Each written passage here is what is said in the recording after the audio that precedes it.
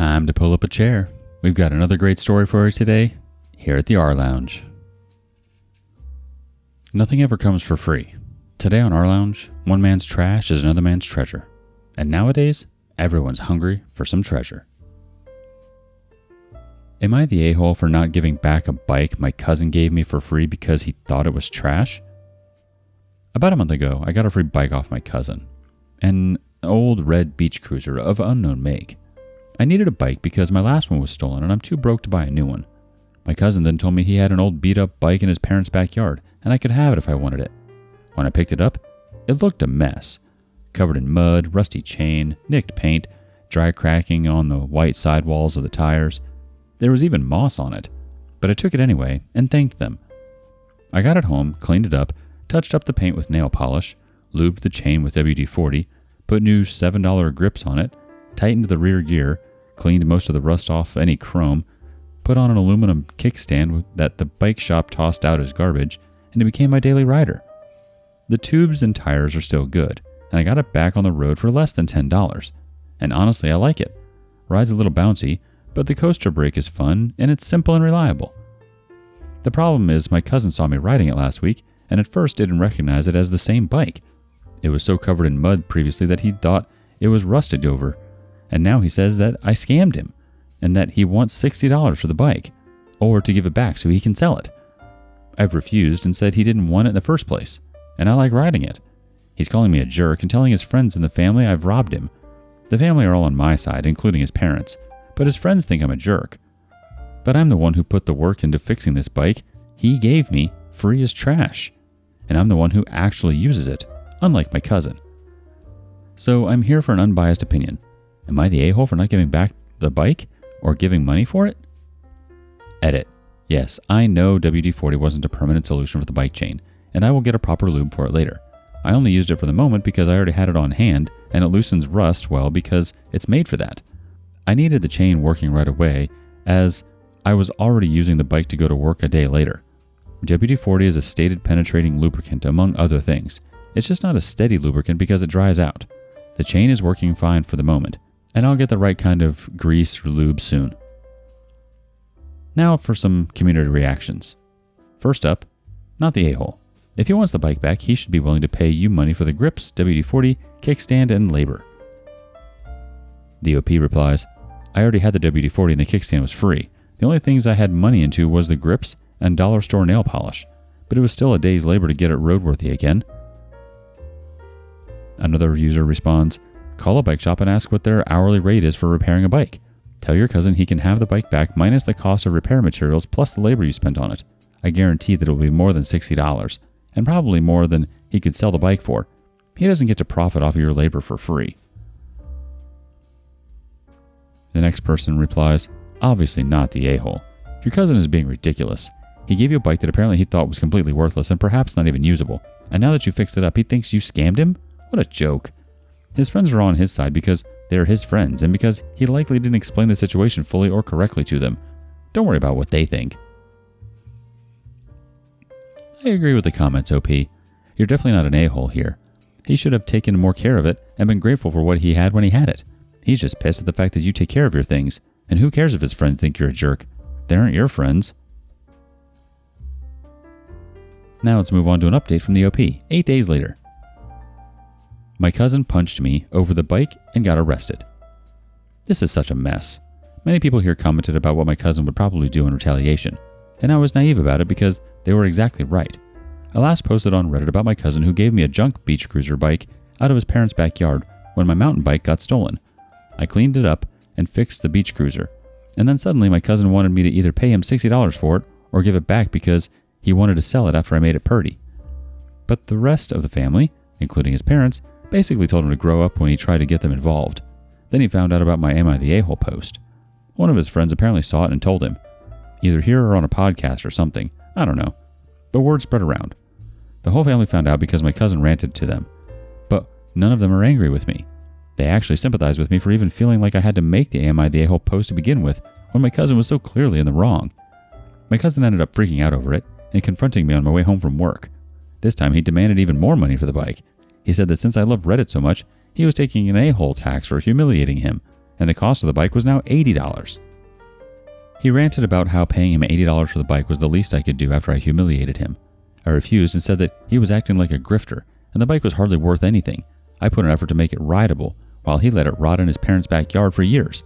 It was junk when I started, and I made it work. Then I listed all the things I did to fix it, and how much it would have costed the bike shop to fix it instead. He somehow still didn't see my point, and still stated he wanted the money now, or he'd be taking the bike back whether I liked it or not. I told him I was done with this, and tried to ride off. But he grabbed me and pulled both me and the bike over before I could ride away. I said, "What the hell, man?" while I was getting up, and then he actually slugged me in the face. It didn't break my nose, but really freaking hurt, and it made me bleed. Then he took my bike and rode off with it. I'm older than my cousin by 2 years, and taller too, but he's built way sturdier than me since his father is a bit of a husky and strong guy, and he inherited that body type, so he had no problem knocking me down and robbing me. Someone came over to help me up, and then I called the cops. Family or no family, I wasn't about to just let him get away with doing that to me, and the altercation happened right in front of a shop with CCTV, which the cops later got video from. I got taken to the hospital to have my face checked, and my cousin was arrested by police at his apartment. He had the bike there too, and had even already listed it for sale online, but took it down later. Thanks to something someone commented on my last post, I documented the serial numbers of that bike by photographing them and writing them down at home. So I got my bike back from the police without much issue. My cousin tried to tell the police the bike was still his, but I had texts on my phone from back when he said I could have it, and lots of other text evidence of the harassment that followed. Plus, his parents were there when he gave the bike back to me, and the whole family knew he'd tried to grift me, so he surrendered it, and the bike was returned to me at the station. My boss gave me a couple of days off work to recover. The injury to my nose was thankfully minor, so I'm doing fine. My cousin didn't get off easy though. After he was arrested, he was found to have been drinking, so now he's been charged for theft, assault, and underage drinking since he's not 21 yet. He called his parents to come bail him out, but they refused after finding out what he did to me. They came to see me after a couple of days and were extremely apologetic. They said they had no idea he'd do such a jerk move to me. They also said he'd been asking for money a lot lately, and likely was spending that all on his habits. None of us have any idea where he got the alcohol or what kind of long-term punishment he's in for, but I doubt he's going to get off very lightly from this when he goes to court. I did get questioned about whether or not I can press charges, but the police already have the video of the assault and theft, and my cousin is still getting charged for underage drinking, so no one is really asking me to try and speak on his behalf. I don't really want to either. And since I waited a few days longer to post this, my cousin is now out of jail, and his parents have learned from him that he was also behind on rent, and is now facing eviction since his lease was month to month. He was also fired from his job for being a no-show since he was stuck in jail for a few days. One of my friends works in that same place too, and my cousin had already been on thin ice for bad behavior, a lot of tardiness, and repeatedly not showing up for work. So getting arrested was the last straw for his boss, and he was fired. So now he's looking at misdemeanor charges, has no job, and is getting evicted. All because he had to be a jerk and a grifter. From what my parents and his parents tell me, he acted like everything was all my fault. But his parents have shut that down and chewed him out over the fact that he beat me up and stole from me. And this is karma for that. Then they made him promise to leave me alone from here on out. I've heard his parents aren't going to be letting him move back into his old room either. Instead, they plan on putting him up in the loft above the garage, which isn't exactly roomy, has plywood walls, and there's no AC up there for the summer heat. I went back to my routine of riding the bike to and from work, and I haven't been bothered about it anymore by any of my cousin's jerk friends. In fact, they seem to have completely distanced themselves from me and anyone else I know, so none of them made any attempt to apologize. But I don't care, since I don't really know them. It's just insane that all this was over a used beach cruiser. It's not even an expensive one. I'd like to ask my cousin one day if it was worth it, but I don't want to see his face again anytime soon. Also, here's a picture of the bike. Let's pop in for one quick reaction. You did a great job on that bike. You might just be able to make a few bucks by restoring junk bikes. Bravo, OP. You did do a good job on the bike, and it's probably a heck of a lot more than your cousin could have ever done. Honestly, he should have just left it and let you have it out of the goodness of his heart. But he had to go and be greedy about it, and greed gets you nowhere. And your story has now proved that. He got a hella jealous of what you did with the bike, and instead of just being happy for you, he had to try and ruin that. But he ended up ruining it for himself. Update. My cousin showed up at my door. I expected not to post about my cousin again, but he came to bother me one more time yesterday. He saw my last Reddit post and came pounding on my door. Rather than open it, I spoke to him through my window, just in case he was ready to take another swing at me. I had my phone ready and recording. He started yelling at me about how I've humiliated him, got him arrested, got him fired, and ruined his life. Then, he started pounding on my door and demanding I open it so he could kick my butt.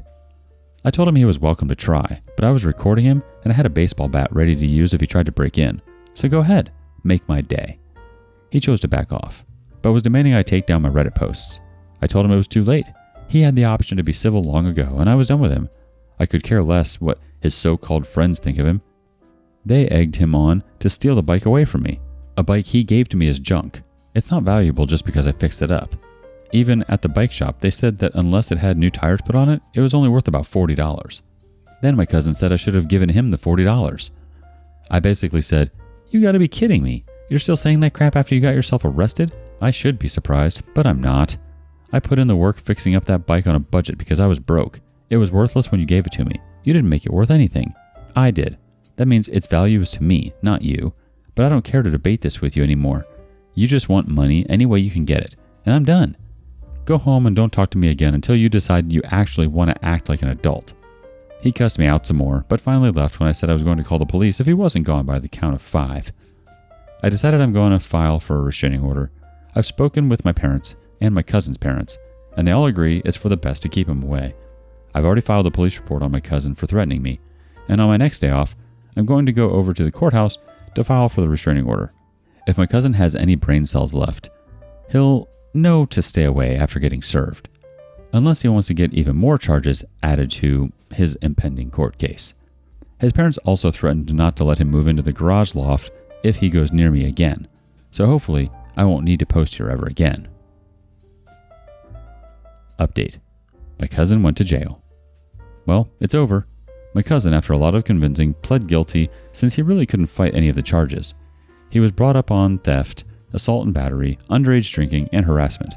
He was sentenced to a few months in county jail, followed by 2 years probation and anger management courses. My cousin acted like he'd gotten so much worse as he was pretty emotional about it. Not exactly crying or angry, just emotional. That's really the best way I can put it since I was not there to see it. He did originally try to aim for not guilty, but the public defender he got and his parents basically told him he had no chance of fighting the charges because of the clear evidence against him. There was CCTV footage of him attacking and robbing me. Cell phone footage of him showing up at my apartment to try and attack me. Screenshots of the ad he put up of the bike he stole from me. The police report on his being intoxicated from underage drinking, and all of the harassment I got from him and his friends. Really had no choice but to raise a white flag pleading guilty, or he'd have possibly gotten a longer sentence. He's sitting in the county jail now, and when he gets out, he'll likely go back to living in the loft above his parents' garage. He finally gave up on blaming me since no one sided with him. All of his so-called friends ghosted him too, and he was forced to write out an apology to me by his parents. I did get the restraining order against him, but it's only good for a year. We'll see if his behavior changes and whether or not I'll need to renew it. But I want nothing to do with him for the foreseeable future. I wouldn't say dead to me, but I don't want to speak to him, let alone look at his face anytime soon. Other than that, I may as well fill in a few more details. The bike is still riding well.